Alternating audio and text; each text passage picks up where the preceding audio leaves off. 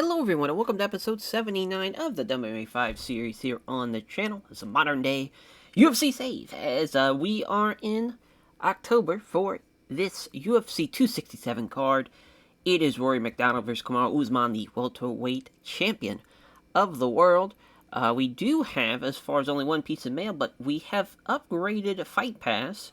UFC Fight Pass is now big in South America in the British Isles, so they were a medium, so we put about basically 4 million down to cover both South America and the British Isles, to jump them up 1 point basically. But now, I mean, Fight Pass is rolling. The next kind of, I was going to just go right down the line, but I think we're going to target Australia and Asia next. I think we're going to jump over Europe and probably go down the line here to Russia, then jump back up to Europe and finish it out. Actually, I think Central America will probably be the last one, funny enough. But, yeah, I mean, as far as for the one piece of mail, it is about the Ultimate Fighter, which we saw Daniel Zahaber knock out AJ Cunningham, both teammates of Team McGregor.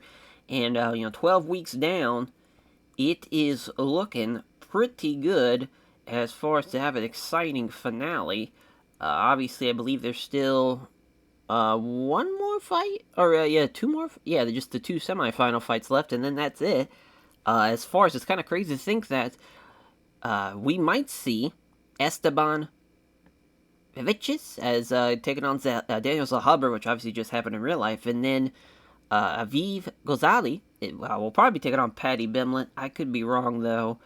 I'm assuming that would be the case, since those two and Esteban and Zahaber just fought. Would make sense to have those guys fight first. But, yeah, I mean, this is pretty crazy. I mean, it's kind of crazy how well Team McGregor did, when you kind of think about it. As far as, a lot of guys making it out of that first. Right, and also, it's crazy, Paddy Bimlett basically waited from week 1 all the way to week 9, and the same thing for Zahaber, waiting from week 2. And those guys early on, they got a really big break by getting the weight. But yeah, I mean, as far as, because last season, I think it shows the results. Yeah, it was Carlos Matos and Zemetsko, as far as from both Team Bonner guys, went to decision, which is a Team Bonner fucking semifinals as well, so that shows you how bad Team Griffin was, unfortunately. Again, it's crazy that Brian Battle and Miroslav Braz, it was a split draw and they just didn't rematch it, so really Brian Battle kind of got fucked there, when you really think about it. But yeah, it's just kind of nice to go back and kind of reminisce a little bit after that. But yeah, I mean, we are in Louisiana for this one, which we got Dustin the Diamond Poirier fighting Rick Glenn. So we got Lafayette's finest battling it out on this card. Also going to see Anthony Smith versus Yuri Prohaska. That's one half of the light heavyweight tournament. Basically a bit of a Final Four, if you will, to determine the vacated champion. And of course, MacDonald and Kamaru Usman we already talked about. But Uriah Faber, the California kid, can he finally become a champion in the UFC? We shall see. And Felicia Spencer taking on Macy Chiasson. I always forget how to pronounce her last name, but I believe it's Chiasson. But at the 145 belt on the women's side for Rory MacDonald and Kamaru Usman.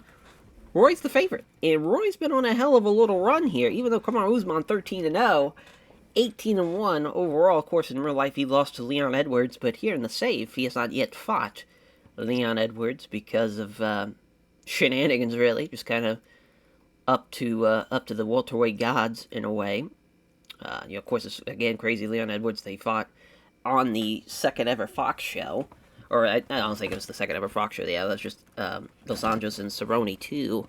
But Tyron Woodley, of course, retiring after the split decision was tough, because I think a trilogy fight could have made a lot of sense, even though it wasn't only an average fight. But yeah, his first fight since February. For Rory MacDonald, of course, he had the trilogy with Robbie Lawler, and it was awesome to do that. He won. He finished him in the first round, too, and he beat Alexei Konechko as well. both finishes in his first 2 fights back in the UFC. It's crazy. He ended out his UFC run with 2 losses against Wonder Boy and Robbie Lawler. And, of course, had the Robbie Lawler split decision in the first fight. But, yeah, I mean, this is huge. Huge for Rory MacDonald. On the 4-fight win streak, was the PFL welterweight champion, was a Bellator welterweight champion. He's got a chance now to make it a 3-peat as far as to have 3 different titles from 3 different MMA organizations. Would be pretty huge for the 32-year-old. It's just crazy how young Rory MacDonald is. The Red King himself. But yeah, I mean, Usman, his wrestling is a little bit better, I would say, than Rory MacDonald. Rory MacDonald's kind of a bit of a jack of all trades, really, but I would say his striking's probably better than Usman's.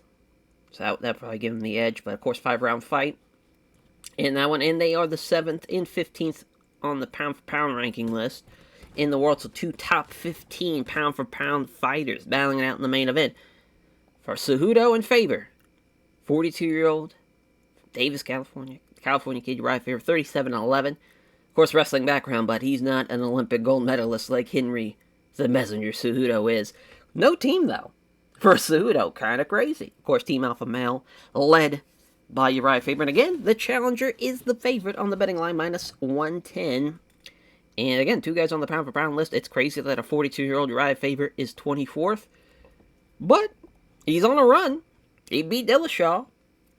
Didn't think that was going to happen when we got to put that fight together on ABC.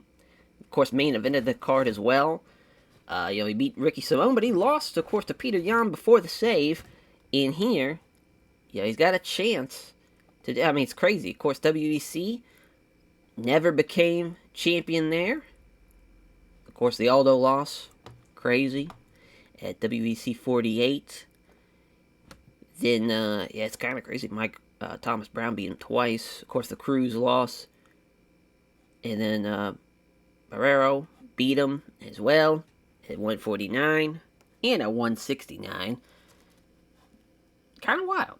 Kind of wild to think that he's got a chance to finally do it at 42 years old as a bantamweight, no less. But, of course, that was, as far as he was the featherweight WEC champion, but that was WEC, unfortunately. I guess you could say, I think that was before UFC owned him, too. I believe that was before 2007. Let's go back and take a look. Ooh, nah, so yeah, technically,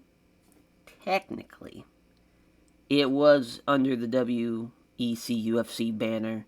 So you could say he was a champion then, but, again, it is what it is.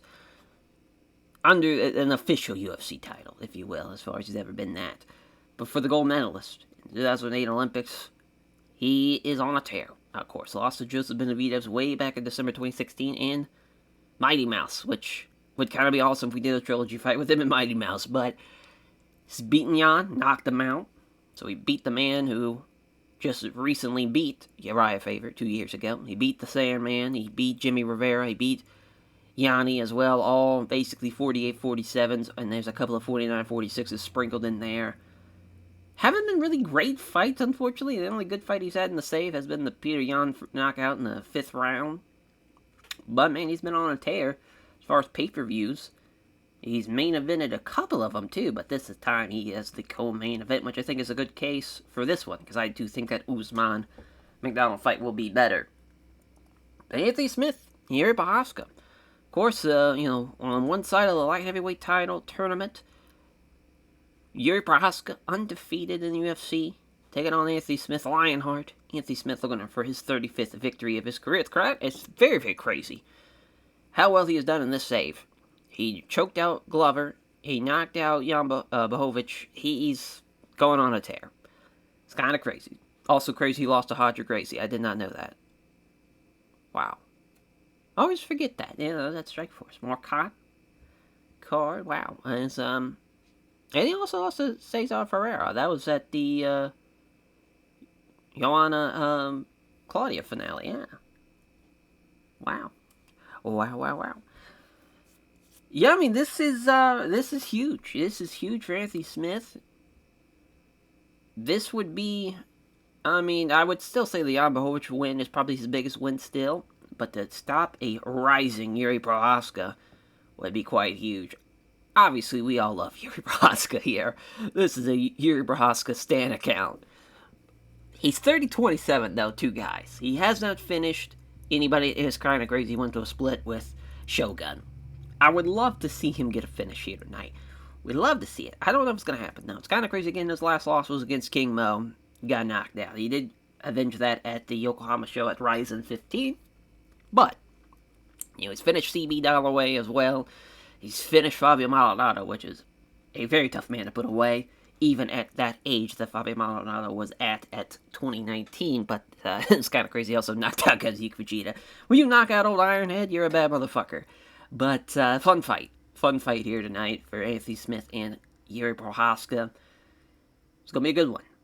Gonna be a good one. But I think Anthony Smith's going to use his grappling a little bit, if I had to guess. I don't think he's going to try to strike with him.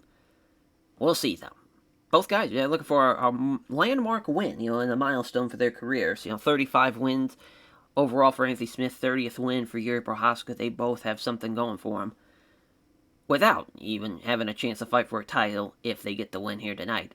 For Dustin the Diamond Poirier, though, taking on Rick the Gladiator Glenn. This is a bit of a close, quick fight. The reason why we're putting this together is for this man to our left, as far as Dustin the Diamond Poirier in the blue corner. American top team guy, 20 wins in the UFC. Almost has a better record than Rick Glenn does overall, and that's how many UFC fights he's had. Crazy. Absolutely crazy. Of course, 2nd to 24th on the rankings, which is insane, but it is a very, very close fight.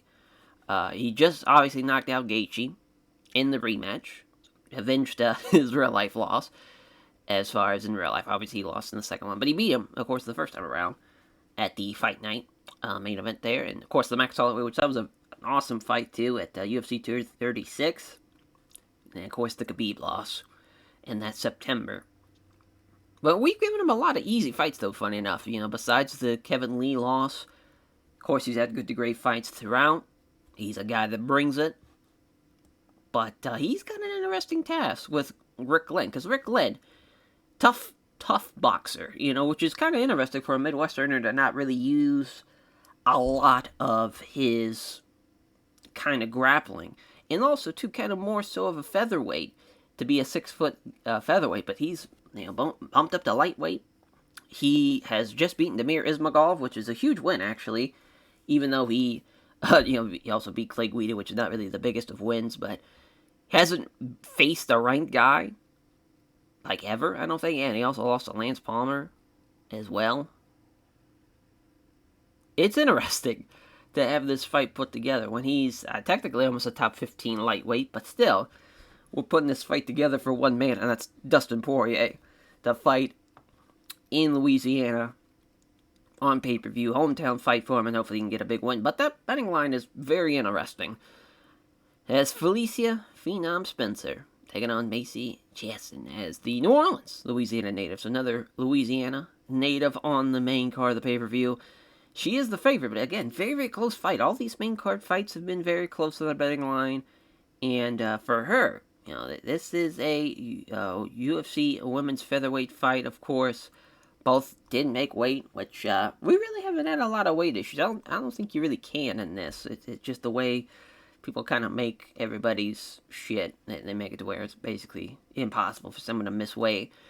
But Felicia Spencer is 3-2 in the UFC. Macy is 7-2 in the UFC. Felicia is on a 2-fight winning streak. She beat Norma Dumont and she beat Leah Letson. She choked her out in the first, which was huge. I actually did not think she was going to beat Leah Letson after Letson's run she's been on. For Letson, though, tough break. Crazy that her weight class is lightweight. That's pretty fucking wild. And also for Macy, hers is bantamweight. But yeah, it was the first ever women's featherweight winner on Tough. She's, featherweight is definitely her class.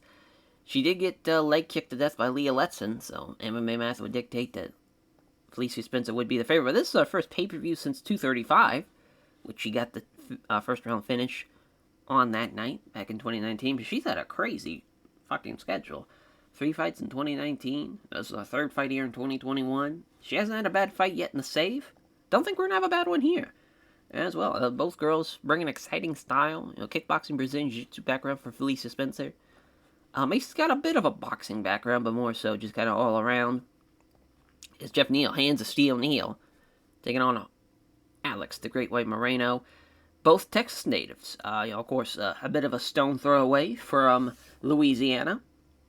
But Jeff Neal, man, I mean, he at 6-2 in the UFC, 14-4. He's got a chance to potentially become a top 15 welterweight. He is on a 2-fight losing streak right now, though. But he fought Randy Brown and Warlley Alves, which are 2 tough fights. His first pay-per-view since 245, which was Usman and Covington. And he's undefeated on pay-per-view. So we'll see how that plays out as far as being on 3 pay-per-view cards, 3-0, and all finishes as well.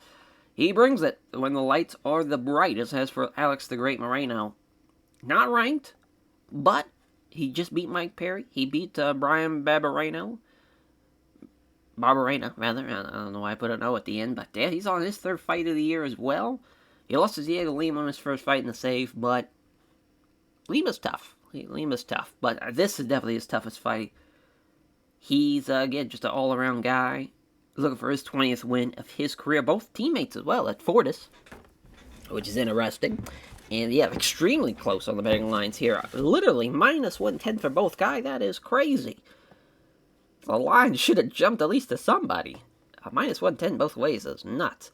But Brendan Allen in the Killer Gorilla, Jared Cannonier, the Anchorage, Alaskan native. I think he's also from Texas too. I forget where he grew up in Texas, but I know that's where he was kind of born and raised. And then after he served in the military, then I think he took a job afterwards to Anchorage, and that's how he got his start in MMA, which is kind of crazy to think all that happening. But yeah, Brendan Allen, 15-4, 3-1. Nice little run, but he did lose to Trevin Giles. This is his first pay-per-view fight as well. He's always been on the ESPN Plus cards. It's a great fight, a poor fight, and an average fight. So really have no idea what we're going to expect from him, but it's kind of crazy how bad Jared Cannonier has been in this save. He has not won yet, but he's had good performances as far as like fights-wise. But again, his first pay-per-view since 237. It's crazy. Again, he fought Glover Teixeira, and he also has fought Jan Blachowicz as well, and Dominic Reyes. Obviously, very, very tough guys at light heavyweight. The doctor stoppage over Anderson Silva at middleweight. And then for Jack Hermanson, as far as, getting that win. I thought it was a nice little winning streak he was on, but lost to Whitaker, which that's a tough fight. Ian Heintz beat him, and then he lost to Derek Brunson, which obviously in real life, he destroyed Derek Brunson with some elbows out of the top position in side control, and boy, oh boy, though, it's just crazy. Crazy that a top 15 middleweight has a losing record in the UFC and might be 6-8 if he doesn't get it done tonight, because Brendan Allen is the solid favorite, minus 350. We'll see, though. I think it's going to be an interesting contest. I think both guys stylistically match up pretty well. As Alan Barama Choban, the Lafayette, Louisiana native, on the prelim here, taking on Sergey Kondzitsko. Believe that's how you pronounce that? Kondozko? Nah, I don't think that's how you. Sergey Honda Kondozko. Yeah, we'll just say Kondozko. The 29-year-old is looking for his 20th win, though. He's 1-1 in the UFC. Again, minus 110 for both guys on the betting line. A close-ass fight for Allen. He is, of course, a Brazilian Jiu-Jitsu background guy. Brown belt under Eddie Bravo.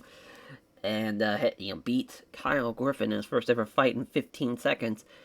He just lost to Leach, which is tough. He did knock out Brian Kamazi as far as at the Fight Night card, the Kevin Lee, Anthony Pettis. I believe that was in Colorado. Yes, it was. Which was, in real life, obviously that would be a high altitude affair, because that would probably be in Denver, and that probably wouldn't be a fun fight. Those fight cards are always tough like that, in Utah and Mexico City, tough place to fight. So that would have been a pretty impressive win to finish somebody like that. But losing to the Leech is tough, but the Leech is a savage. His first pay-per-view fight since the Holloway Poirier 2 card, which he lost split decision to Dwight Grant, and then he lost to Albert Tumanov at the Cormier Gustafsson card. In the Rousey Zingano card, he got the win with an elbow. Knocked him out in the first round, so he's 1-2 on pay-per-view. Maybe he'll make it 2-2 tonight. But for Sergey, though, boy, oh boy, deadly striker is Sergey. First fight here in the save, though. Didn't have a fight in 2020. Gets a fight here in 2021. A Muay Thai background for a Russian is pretty crazy. Did not go the Sambo route. Boy, oh boy, though, if he can put it together, I'll just say that he's got a chance to make something happen in welterweight, because he's a big welterweight at 6'1". Because Allen is about 6 foot. He's another kind of taller welterweight, but this is going to be an interesting fight, though, as Victor El Magnifico Altamirano, the Fort Worth, Texas native, taking on the Shreveport, Louisiana native, in Matt Danger Chanel, who just retired, of course, in real life here, not too long ago, but the winless in the UFC Victor, looking to get his first win here. He is the favorite on the betting line.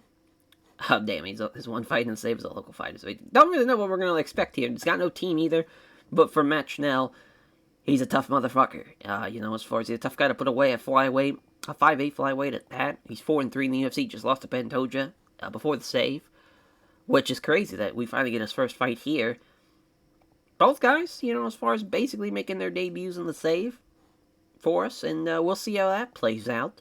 And for Luis Pena, Violent Bob Ross himself, the Little Rock, Arkansas native, taking on Melisik the Gun Bagdasarian. Oh my god, I always fuck that up. The Armenian kickboxer, 2-0 right now, and I think he's going to dominate Luis Pena like we see here in the betting line. But a K1 kickboxer, now on a tear. He beat Julio Arce, he beat Austin Arnett, both in 2020. He knocked out Arnett in 56 seconds. His first pay-per-view since the Ferguson-Khabib card. He's ready. For Luis Pena, though, for Violent Bob Ross. He did beat Sean Woodson in his only fight in the save, but first pay-per-view fight, so we'll see how he does in that one.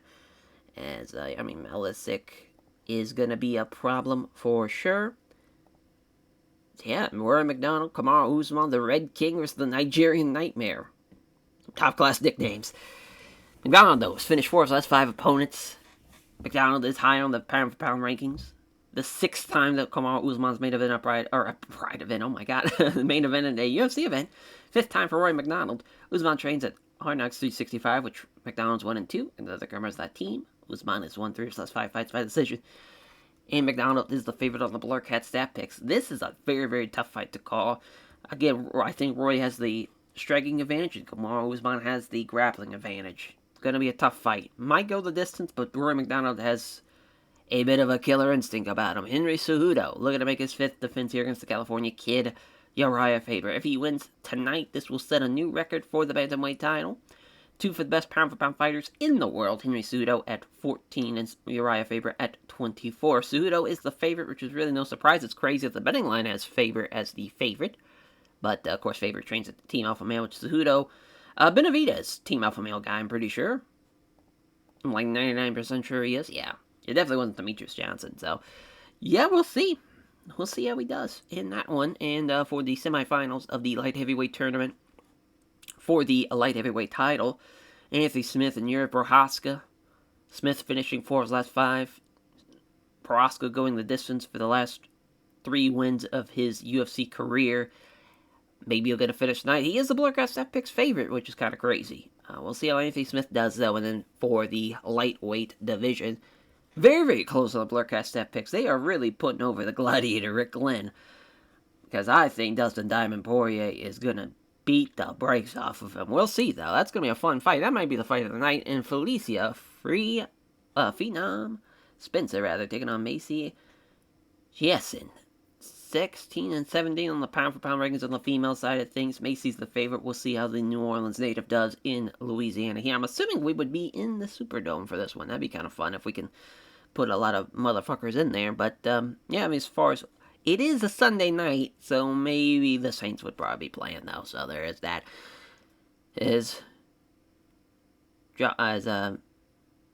Joff hands of steel Neo. This is going to be a tough one, though, for him taking on Alex the Great Moreno. Neil, 3-4 in the Bloodcast Epics. He isn't the favorite. Both are, 4-7 MMA teammates as well. Neil, though, finished 3 of his last 5 opponents. Is going to be an interesting one, for sure. For Brandon All-In Allen, he could beat a top 15 middleweight here tonight. If he can do it, he's going to beat the Killer Gorilla. And Jared Cannonier, Michael, the Bloodcast Staff picks backing Cannonier. Gonna be a tough fight for both men. For Sergey, he hasn't won since June of 2019, but again, this is his first fight in the save, so can't really hold him against him there. And for Allen, looking to get a win in his home state of Louisiana. For Victor El Magnifico, taking on Matt Danger Schnell. For Victor, he is the clear favorite, which is kind of crazy because I think Matt Schnell's a tough guy to put away. We'll see. And for Luis Pena with an 8-inch reach advantage, and he is still the big underdog tonight against Malsic as far as the gun himself, looking to get another victory in his career. The K1 kickboxer is looking to beat the piss out of him. I mean, a 6'3" featherweight is tough, though. I will say that. And he's wrestling as well. Chris Lieben, though, our referee tonight. Gotta love that. Black Shear are one of our judges. Cecil Peoples and Nelson Hamilton are judges. And they touch gloves. Here we go. They touch. No significant strikes. So here we go. 3 quick punches from Malesic. And then the 2 of them landing. But can't connect on the spin kick. There's a nice little high kick. A stingy high kick after the jab. Oh, but he rocked him. Holy shit. Takes the right hand. Oh my god. He's only up because of the cage. Wow. What a fucking upset for Violent Bob Ross, Luis Pena. Just like that, 9-2. Unreal. Just went through a K1 kickboxer like it was nothing. Shocking the world to kick it off for the Arkansas native. What a way to kick off the show. My god, it's Victor El Magnifico Altamirano taking on Matt Danger Schnell. Herbie, the referee for this contest, and here's our cage side judges. Of course, Schnell kicking it off of the Louisiana natives from Shreveport. And it looks like Schnell's already pushing the pace already. Jabs wide, hits the right hand. Counters the left hand with a jab and a right hand of his own already. Schnell's striking a little bit better, potentially. Oh, here comes a jab and a straight left hand, though. And Victor now, shoot in. Doesn't get him down. Got him against the cage. Looking to go down low, grab both legs, take him down this time. That time he's going to get the takedown. Thought the Fort Worth, Texas native are going to be more of a boxing display here tonight, but I guess both guys are just MMA style, so a little bit of everything. Trying to transition the guard, can't quite do it. Trying to work side control to get mount. Gets it, but it's a scramble already, and ends up just losing out on the scramble, so we're back in half guard. I get another scramble. Oh, ends up in guard. Oh my god, looking for a leg lock. Oh. Brace guard, got the heel hook. Not quick enough, though. That would have been crazy. 10-9 for Victor, though, after that takedown. And I think he did land more strikes because he took him to the ground and landed more shots. Yeah. We'll see how Matt Schnell does. He was doing pretty good until he got caught up against the cage. Yep, there's a nice little right hook there after the 1-2. Spin kick the ribs from Victor now. Left jab, right hook from Schnell. Schnell trying to take the initiative here, potentially. Oh, yeah, missed the vicious right hand, though, after the left jab. Went for the head kick. Doesn't connect, though. Jab misses the left hand as Victor. And just connect with 2 punches. Oh, Floyd doesn't connect on the big right hand, though. Strikes 2 left hands off the counter. Head kick here. Can't connect with the head kick, rather. After the jab. Jab. Too slow. Gets caught by Victor. Maybe takes him down. Nope, just driving him against the cage now. I'll take him down to the ground, both legs. Oh, got the takedown. Used the cage to his advantage. I thought someone grabbed it, but no, just used it against him, and now he's got him against the cage again. Guillotine. Stops it. Thought that was going to be it. Guillotine again. Nope. Oh, he got it, but just saved by the bell. Tough break. Yeah, Matt Schnell, he needs a finish. In this one, they come together and strike. Jab comes short on the body. Doesn't land the right jab. Nails the left cross, though. Schnell's getting tired. Right jab, can make the head kick connect, though. 1-2 from Chanel. Left hook from Chanel. Oh my god, left cross here. Oh, and he rocked him. Oh, big left hand. Down he goes. Could finish him here in the third. And he does. What a win for Victor Altamirano. Oh my god. He looked really, really good. Did Victor. Both guys are 5'8" flyweights. Big dudes. That was a fun fight. And he wants Tenshin Nasugawa. Calls him out next. So, thanks all of his sponsors and thanks everyone, his friends for him and supporters. Crazy again. He won that with no fight camp over a guy who went to American Top Team. Kind of crazy. Pete Spratt, Muay Thai Lionheart for Sergey. The Moscow Russian native, a long way from home for the hometown kid for Alan Jouban, as we'll see if he can get it going after we saw the Shreveport native lose in our previous fight. Pressuring him now. You probably don't want to make Sergey throw, but there's a 1-2, doesn't land either below. Counters the leg kick with a quick left jab and a right hand. Yeah, this is exactly what he wants. Left cross, though. Oh, went for the head kick, but missed it after the jab. There's a leg kick now from Sergey. 1-2 from Allen. Meet in the center. Dodge the right hand. Here comes a counter from Allen. Jab. Low kick doesn't connect, though. Glad to go with the high kick from Allen. Leg kick from Sergey. The head kick, so if he lands it fully, that's going to be it, but it just keeps on being lancing blows. Oh my, Sergey with a clean right. Oh my god, he still lands a head kick too. Jesus Christ, he knocked down. Oh my lord. Alan Jouban. Oh, he's going for the armbar. That was a mistake. Goes for it again. Yeah, that was a mistake for sure, but he pounds away some elbows now. What a fucking round that was. Crazy. I thought Sergey caught him with that head kick at first, but no, wow, what a first round. Two counter jabs from Allen. Two jabs, nice straight right hand. They engage. Two jabs, left cross is blocked though. Great right hook from Sergey. Oh, here we go. Almost a click in here, slap past the right hook. Attempt attacks with the right jab and a low kick, doesn't connect though. Oh, a crunching side kick. You hate to see that, but a jab and a left hook too. Probably broke his own hand after that left hook.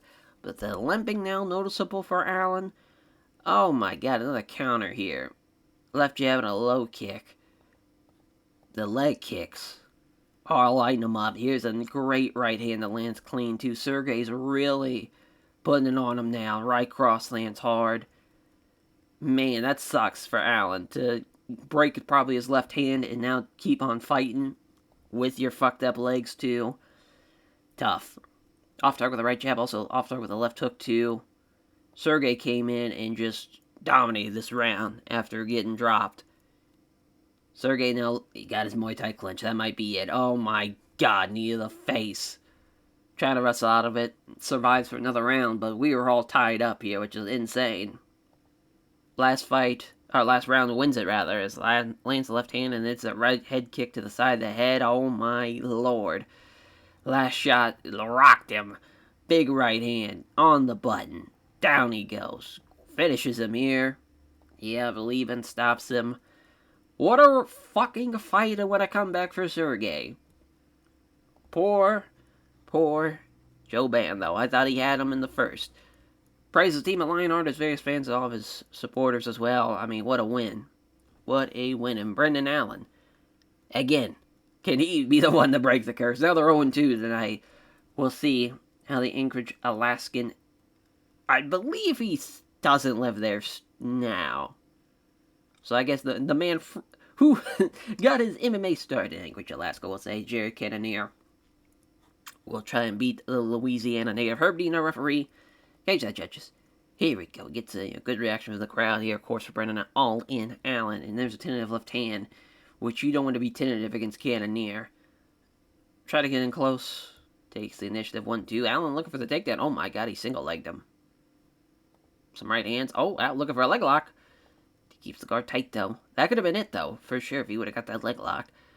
Oh my, got side control. This is not good. Ends the round. Brendan Allen, obviously 10-9. The grappling is a little too good for Jared Cannonier by the looks of it once they're down there. Another takedown that he can't stop. That is crazy. Fires away at punches. Trying to get his leg free. Not happening. Cannonier gets pushed back now. Leaves a leg in. And again trying to scramble. Turtle up facing him though. Yeah, Allen probably fucked up there. If he can... Oh, doesn't have any power, though, to really quite land it. Some big-time shots here. It looks like they'd kick to the body, but Allen already back up. And Allen again with another takedown, another leg lock attempt. Oh, this time he got the heel hook. Tapped him out with it. My God, Brendan Allen just dominated him. It wasn't even close. That was crazy. I thought it'd at least be a lot closer. It looks like the betting line was pretty much spot on there with a minus 350 favorite. He ran right through him. Praise the team at Stanford MMA. Also, very responsible of his fans care and support him as well. Some shout out respect to Cannonier. And God, I don't know what we're going to do with Jared Cannonier. This is very, very tough. I mean, here's a guy that really just has not caught a goddamn break. Gets finished here tonight. And this is, I think, third or fourth loss in a row. It's not looking good for Cannonier. We gave him an unranked guy, too. You know, Allen was the favorite, so maybe we'll give him somebody that he can kind of get his wings back from under him type of thing. Give him a really, really one-sided fight for him. We'll see, though. But Jeff Hands of Steel Neal, Alex the Great Moreno. For Jeff Neal, he needs a knockout for sure if he's going to put away Alex the Great Moreno. Moreno looking for his 20th win as well. Our main event of our prelim as well. Here we go. The toe strikes. If I can really land anything here, they engage. Neal misses the right cross. Here goes Moreno with a left jab, but the right hook is ducked. Missed the right hook. It's kind of a good right hand. Oh, wow, Neal's hurt. Oh, boy. Oh, Fish's head kick dropped him. Could finish him here, and he does. Alex the Great Moreno runs right through him. Unreal. I mean, what a violent-ass prelim that was. Jesus Christ. As he thanks Everdeck, the Fortis MMA. Yeah, hard to believe those guys are Fortis MMA teammates. And he just dropped him like that with a head kick and put his fucking lights out. As Felicia Phenom Spencer and Macy Chiasson, our main card opener.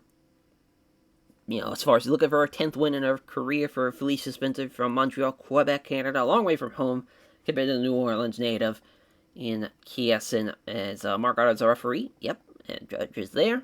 Guess, of course, loud ovation. And here we go. Look, they try and get some grappling started, which is interesting. Obviously, Spencer is the better grappler, but Chiasson trying to get some strikes in, but all of them landing, but misses the vicious right, though. And she's doing a good job of pushing the pace here, is Chiasson. But she might tire herself out. That's going to give Spencer a chance to grapple with her tripper. Oh, boy. Got her back. That's it. If she gets hooks in. Wow. Trying for it. Can't get it, though. Still going for those rear naked chokes despite not having the hooks in.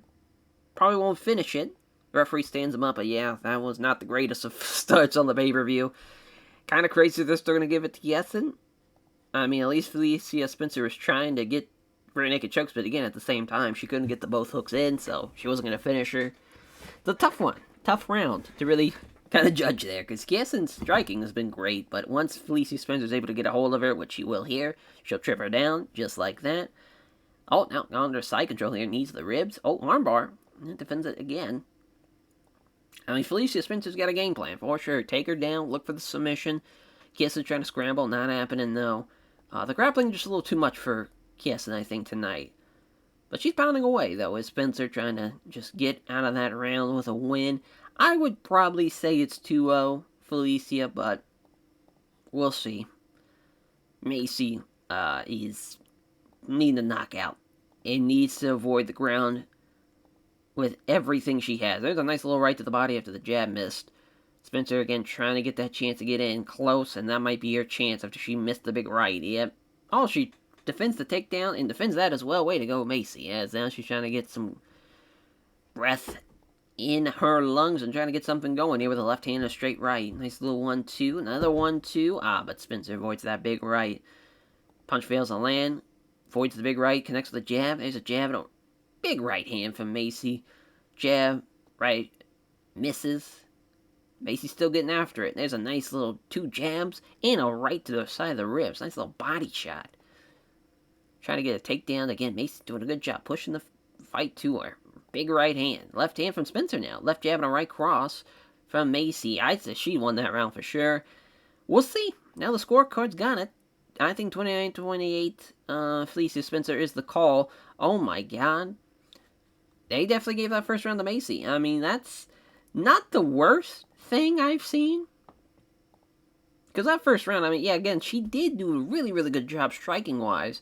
She did outlanded strikes. Just, Felicia just kept on going for rear naked chokes, but she didn't have the hooks in. Of course, that second round, I would say, was Felicia's for sure. And I don't know how somebody gave that round to Macy, though, that second round. Was that Cecil Peoples? Yep. Yeah, it's a tough one. Tough one, Felicia Spencer. I don't hate that Macy won that one. I'm glad it was somebody that was doing a good job standing-wise, was doing damage. But, man, if she could have got that rear naked choke in the first round, that would have been it. And there's just no way Macy would have got out of that. She would have got both hooks in. But fair fucks to Macy for fighting her ass off. Gives that check down at Fortis MMA as well. All of her fair sponsors, all of her friends, family, and supporters as well. At Dustin the Diamond Boy, boy, if he loses here, fucking, we're going to have to check on the city of Lafayette, and we're going to check on the state afterwards, because they might just blow up this arena. Because this is the pride of Louisiana. Dustin the Diamond Poirier looking to beat Rick the Gladiator Glenn, and this should be just an all-out war. One for a combination there, but doesn't trouble Dustin Poirier. Oh, Glenn's in the pocket. Poirier avoids both of them. Oh, here's two right hands and left cross. Yeah, the boxing of Dustin Poirier is nothing to fuck with. Two left jabs. Missed the left cross, though. Counter jab from Poirier. Oh my god, vicious right cross from Glenn. Oh my god, he rocked him. Holy shit. Oh my goodness. Unreal. Rick Glenn does it. Thanks, I'm connected to Sanford MMA, all his sponsors, all of his friends, family, and supporters. Put some fucking respect on Rick Glenn's name, I guess. Beats Dustin Poirier. Knocks him out in the first round. Anthony Lionheart Smith and Yuri Prohaska. He did something that Max Holloway couldn't even do. It's our semifinal of the UFC light heavyweight title. Here we go. Prohaska already trying to get in close. Grapples with him. Oh wow, knee strike to the stomach here. Good shit. Trying to push him now. Up against the cage. Yuri does a good job with the clinch here, but oh wow, he's actually going for a takedown. I did not see that coming. Oh my god, Kimura. Wow, Yuri Prohaska just about won it with a Kimura. I thought he was going to do like an elbow out of the clinch. Another Kimura attempt. Of course, that's how he knocked out Dominic Reyes, was that spinning elbow up against the cage. And he's trying to get in a mount. Yep, it's a scramble. Losing out in the scramble. I mean, listen, Yuri Prohaska's up 1-0. Easy. Easy. Left cross, though, from Anthony Smith. Oh, my god, vicious head kick. He knocked him down. Yuri Prohaska might just do it here tonight. He does. Unreal. Knocked him out, and he's in the finals with his 30th win. It's kind of crazy. He's only rated decent. That first round was kind of, but he knocked him out, though, with a head kick. What a win. For Yuri Prohaska. Thanks for connected to UFD Gym for helping prepare the fight. Sponsors for supporting financially as well. The fucking Samurai does it. We're on to the championship fights now. Co-main, the California Kid, Uriah Faber, versus the champion, Henry Cejudo. Look for his 20th win of his career, and for Uriah Faber for the first time looking to get UFC gold at the big age of 42. Cage side judges, Liebens the ref. Here we go. They touch gloves. Faber already looking to close the distance here, potentially. Oh, wow, lands the big right hand. It's Faber. 3-punch combination, and then the big right hand afterwards, but now 1-2 doesn't land, and that's Cejudo's chance for the takedown. Faber blocks it. Trying to get him against the cage. He does so. Keeps him up against the cage, though. But Faber's going to be able to slip out of that. We're back striking. Big right hand from Faber. And he's got him again. Trying to get him against the cage yet again. Short punch to the body and the side of the head. And again, Faber's able to get out of it. But Cejudo's doing a good job of keeping him against the cage. Right cross here from Faber. Got him against the cage again. And again, just Faber just keeps on working. But it's wearing him out, for sure. Faber, though, he's up. The California Kid, he's looking good at 42 years old with his striking, though. Left jab, big right, missed it. Yeah, I mean, Cejudo's striking is not the greatest by any means. You're seeing it here. Faber now defending these takedowns, defending them as far as trying to get position in the grapple now. Oh, wow. Looking to suck him into the guard here, potentially. Yep. Trapped in guard. Looking for an armbar. Oh, my God, he did it. Hyper extends the arm. And your winner and the new bantamweight champion at 42. The California Kid does it. Unreal. What a night. This has been insane. Roy Red King MacDonald and Kamaru Usman, the Nigerian Nightmare. Will we see another huge upset tonight? He's not even it's not even an upset even. It would be a new champion crowned, in our case, for Roy MacDonald. Here we go. They touch gloves. 210. Oh my god, fantastic right cross. He dropped him. Roy MacDonald already might finish him here. He fucking does. The Red King does it in 27 seconds. What a pay-per-view. Oh my goodness. It is all over. To quote Mark Goddard. Jesus Christ, Mike Goldberg has 28,000 on hand for an incredible show. Unreal to have the welterweight champion be crowned new bantamweight champion in Uriah Faber. Prohaska now awaits to see who he'll fight for the light heavyweight title. We made about $2 million off a pay-per-view. Increased our popularity everywhere. Obviously, performance bonus for the MacDonald Red King man himself. He does it. We gotta give a performance bonus to Uriah Faber. We'll give one to Yuri Prohaska. And to Rick Glenn. And to Alex Moreno. And Brandon Allen. This night was crazy. And for Louise. Yeah, Sergey did great. Listen, everybody did great, man. Literally everybody but Macy and stuff. I feel bad. Let's just give one because I feel bad. I feel like that'd be sexist to not give her a performance bonus after we gave it to everybody. And we still made almost $8 million because we had about a $7 million gate. Insane. So many people made over $100,000 a night. It was a big night for the company. Big night for sure. And that's exactly how you cap off a great pay-per-view, giving everybody the fucking performance bonuses. Big night. Big night for the company. 2 new champs. Unreal. Roy MacDonald's going to be a problem. Who would have guessed it when we brought him in? I literally just brought him in, not only because I love Roy MacDonald, but just to do the trilogy fight with I figured Robbie would beat him like he did the first 2 times.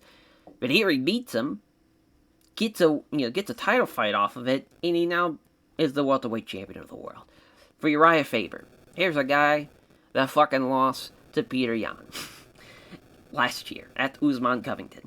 And now, after beating TJ Dillashaw with a Kimura, he gets an armbar from the bottom and taps out an Olympic gold medalist and becomes the bantamweight champion of the world at 42. He does something very much he is in this save, much like what Glover did in real life. As far as the old man champion that nobody believed in, that's pretty much what happened here. As, you can go ahead. Listen, Ray Borg, he's fighting Dillashaw. If he beats him, good chance he gets a title fight. Sandhagen and Almeida, winner of that fight, probably for sure. Cody Garbrandt, that would be a fun one. The pupil, the man who was loyal to Team Alpha Male. Man who couldn't get it done against TJ Dillashaw, but maybe he can beat Uriah Faber. That would be a fun one. Of course, he's still on hiatus, so we'll see. And for the light heavyweight. Yeah, the light heavyweight title, we can't still talk about, Jan Blachowicz. He just beat Johnny Walker, so that was a huge win for sure. And for Alexander Radic, he lost to Ryan Bader. Of course, lost to Yuri Prohaska too. It's not great, but Jimmy Crite, I believe it's going to be Jimmy Crite. Just to remind everybody, it is Jimmy Crite and Jan Blachowicz. Winner of that fight takes on Yuri Prohaska. Again, it's weird that, we see Ryan Bader so high. He should not be that high. He did beat Khalil Roundtree and Alexander Radic, but would love to see him, he lost to Luke Rockhold, and light heavyweight Luke Rockhold is very interesting, though, too.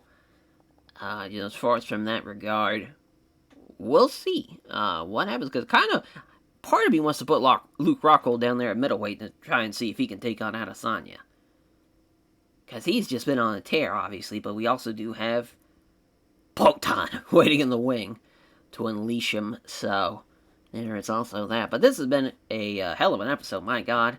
And our next episode, we go to Fight Island. We go to Abu Dhabi for Fight Island 8, Darren Till versus Brad Tavares. That's going to be a fun main event. And then we're going to Japan on that fight night. in October. Then we're going to California for the ESPN Plus card. Vince Laquay, Kobe Covington in our UFC 268 main event, which had to be changed, of course, as it will now be Alex Perez, and he will be taking on. It's not going to be Roy Val, unfortunately, because they just had their match back in. They just had their fight back in March. It will probably be Osmat Kurvov, since he just beat Alejandro Pantoja as well. So that would, I think that would make sense. And he's 20-0 too. I believe he's ready to go in a couple of days. Oh yeah, we were just waiting for the drug test results. So if he passes and it's clean, he'll be fighting Alex Perez for the flyweight title. That's going to be a big time fight for him, because also Osmat Kurvov, and there's some. We were just kind of looking to fill the card for the Chicago card. For Osmat, he just beat Pantoja at the ABC card in October. Oh, that was, of course, I mean, that's going to be a hell of a turnaround. If he could fight, that would literally be about a month away, basically. Just fighting twice in a month time frame, a month and a week. That'd be huge. That would now be the main event. Thug Rose and Claudia Gadelha, as well as on that card. We gotta think of something to put on the main card as well. But that's what we got so far. And yeah, that will do it though. What an episode. And we'll catch you guys next time for Fight Island 8. Take care, everyone.